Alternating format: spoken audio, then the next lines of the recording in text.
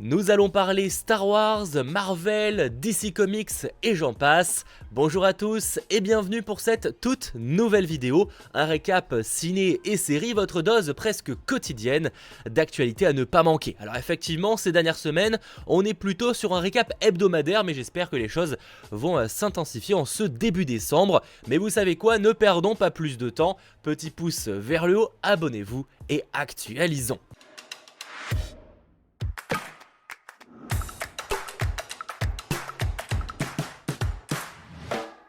Commençons ces actualités par des news très rapides, notamment que la seconde saison de Pretty Little Liars Original Sin s'intitulera Summer School.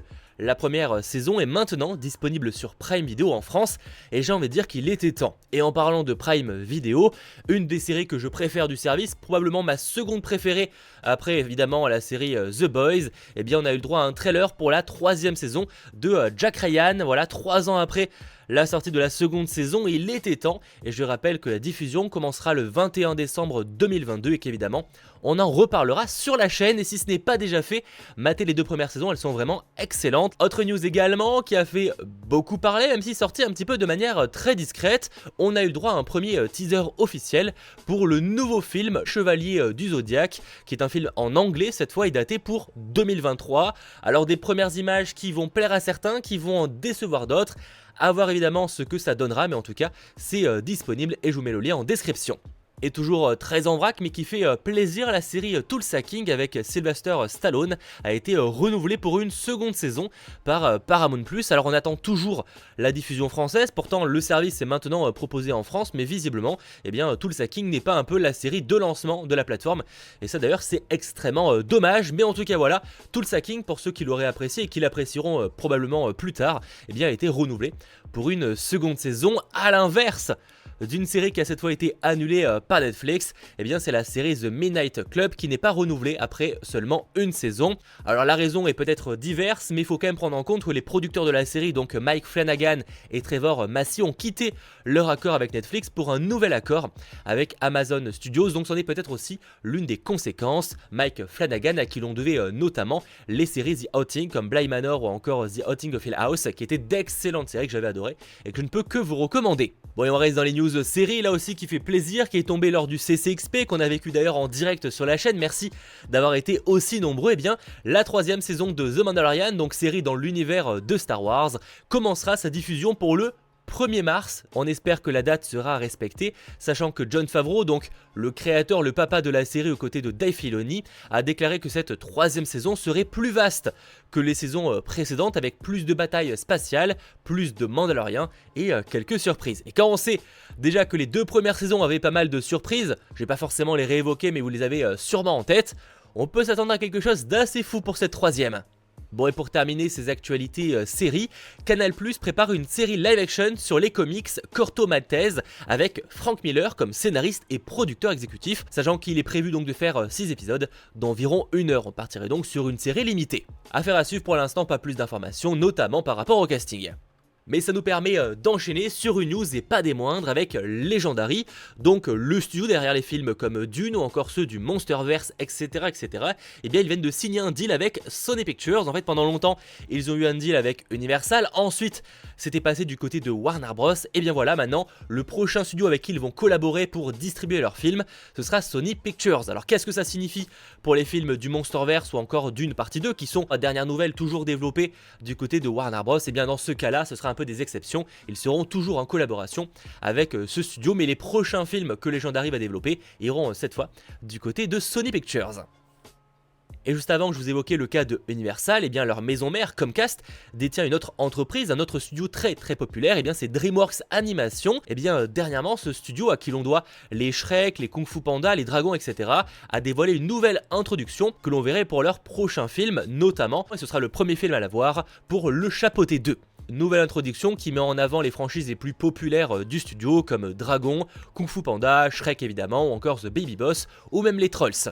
Et en parlant d'animation, comment passer à côté? L'un des plus gros échecs financiers pour un film Disney Animation, ça se passe en ce moment même avec Strange World, aka Avalonia en VF. Il n'est pas encore sorti chez nous en France puisqu'il attend sa sortie à l'international sur Disney+ pour débarquer, donc à une date inconnue mais possiblement fin décembre. Et vu L'échec, à mon avis, ne vont pas attendre très longtemps pour le proposer sur la plateforme, mais retenez juste qu'en une semaine dans le monde, ce film d'animation Disney, j'insiste, a fait seulement 30 millions de dollars. C'est une catastrophe, voilà, disons-le clairement, à moins surprise avec un box-office qui ressortirait de nulle part. On part clairement sur un échec colossal, le film a un budget de 180 millions de dollars, et donc les estimations partent sur le principe que Disney perdrait quasiment 100 millions de dollars au minimum au cinéma. Alors à voir évidemment si le film aura un succès sur Disney+, comme c'était le cas pour Encanto, qui a vraiment créé la surprise cette fois pour le coup sur Disney+, mais même dans le cas de Encanto, il avait quand même fait plus de 200 millions au box-office. Donc certes, c'était pas fou, mais ça restait très correct, surtout vu la situation, etc., etc. Dans le cas de Strange World, il est même peu probable que ça dépasse les 50 millions dans le monde. Alors évidemment, nous en France, le film n'est pas sorti, donc forcément, la communication a été extrêmement discrète, mais il faut savoir que même à l'international, donc notamment aux États-Unis, eh bien, il y a eu très peu de communication sur le film, et ça c'est assez lunaire, c'est-à-dire que clairement Disney l'a juste et simplement jeté à la poubelle. Je ne comprends pas comment c'est possible, surtout qu'à première vue, le film me donnait très envie, moi ça me rappelait un petit peu des vibes à la Planète au Trésor ou encore à l'Atlantide. Alors je sais que c'est des films très décriés, on va dire d'une certaine manière, c'est des films qui sont devenus cultes avec le temps, mais qui n'ont pas forcément marché au lancement, mais dans tous les cas, Strange World, je ne sais pas ce qu'il en viendra de l'avenir. Je sais que certains l'ont vu, ils l'ont apprécié, mais ça reste une grosse déception, que ce soit pour Disney financièrement parlant, et pour moi ou les fans qui l'attendaient avec impatience. Bon allez, changeons complètement de thématique pour parler un petit peu casting avec la première série télévisée de Scarlett Johansson qu'on ne présente plus.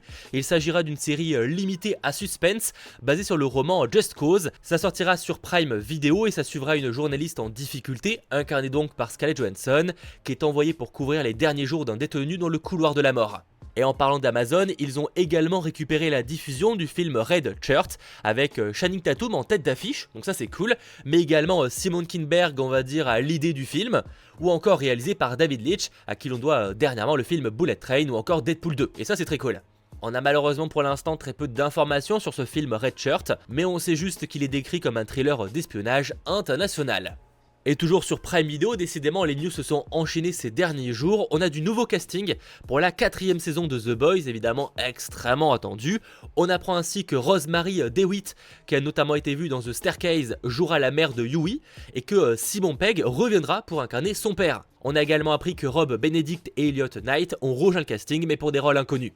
Et dans le même genre, je vais vous épargner les prononciations parce qu'à mon avis elles vont être catastrophiques, mais je vous affiche la liste. On a un nouveau casting pour la seconde saison de la série Le Seigneur des Anneaux, les Anneaux de Pouvoir. Retenez juste qu'il y aura un changement de casting par rapport au chef des orques Hadar, qui sera maintenant incarné par l'acteur Sam Hazeldine. On n'a pas plus d'informations du pourquoi du comment. En tout cas, patience, la seconde saison n'est pas près de débarquer, mais en tout cas, elle est en cours de tournage.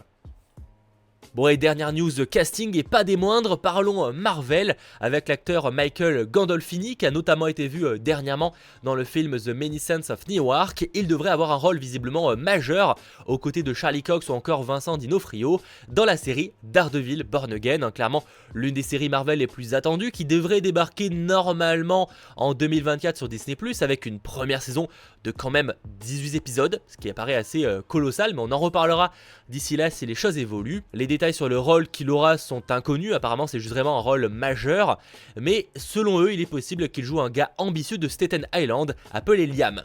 Mais là on a parlé Marvel, évoquons le cas DC Comics pour terminer ce récap. Alors vous le savez sûrement, mais James Gunn est maintenant co-directeur de DC Studios, une nouvelle entité qui s'occupe des films, séries, mais également l'animation et visiblement légèrement le jeu vidéo. Il avait déjà été évoqué que les films, séries ou encore l'animation seraient connectés, même si on l'imagine que ça peut impliquer plusieurs terres pour des questions de cohérence. Mais James Gunn a également confirmé sur Twitter, et ça c'est un peu plus une surprise, que ce serait également le cas de certains jeux vidéo. C'est-à-dire que certains jeux vidéo seront connectés au DC Universe. Alors pas tous évidemment, hein, ça paraît un petit peu compliqué parce qu'en plus de ça, un jeu vidéo ça demande pas le même temps de développement qu'un film ou qu'une série, c'est toujours plus complexe si le jeu vidéo devait correspondre au planning des sorties de films et séries, donc à voir à quel point ce serait canon ou non, hein, c'est pas extrêmement clair pour l'instant, et de toute façon il faudra attendre que James Gunn et Peter Safran dévoilent leur planning complet dans les prochains mois. On a encore un petit peu le temps de ce côté-là. Dans le genre, on peut citer Star Wars, dont les jeux vidéo sont canons avec les films et séries. On a tendance à l'oublier et pourtant c'est le cas. D'ailleurs, dans Jedi Fallen Order, il y a la présence d'un personnage que l'on retrouve à la fois dans Rogue One ou encore dernièrement dans Andor. En parlant par contre d'ici Comics, et ça c'est une news pas vraiment extrêmement surprenante mais un petit peu dommage je trouve, Warner Bros Télévision est sur le point de conclure un deal avec Amazon, donc Prime Video, un énorme deal pour proposer de l'animation DC Comics, et ça sur Prime Video. Alors en soi c'est une très bonne nouvelle pour Prime Video qui obtient donc des programmes DC Comics, c'est quand même très cool, mais c'est surtout très dommage pour HBO Max, parce que ça veut dire que les programmes DC Comics vont continuer à être étalés par-ci par-là. Bon, pour l'instant ça concerne uniquement l'animation, mais je trouve quand même ça extrêmement dommage. Mais on peut supposer que c'est lié à des questions financières, forcément. L'avantage de signer un deal avec Amazon, eh bien, c'est de recevoir des sources de revenus directes, là où avec HBO Max c'est toujours plus long, parce qu'il faut se contenter, entre guillemets, des abonnements. Voilà en gros les news qu'il ne fallait pas manquer ces derniers jours. J'espère comme d'habitude que ce récap ciné et série vous aura plu, que vous aurez passé un bon moment. Merci d'avoir été aussi nombreux ces derniers jours pour les différentes vidéos proposées, en espérant que le week-end soit également chargé en termes de révélations avec encore une fois le CCXP. On ne se quitte donc pas extrêmement longtemps, passez une très bonne fin de journée et à très vite. Allez, ciao tout le monde.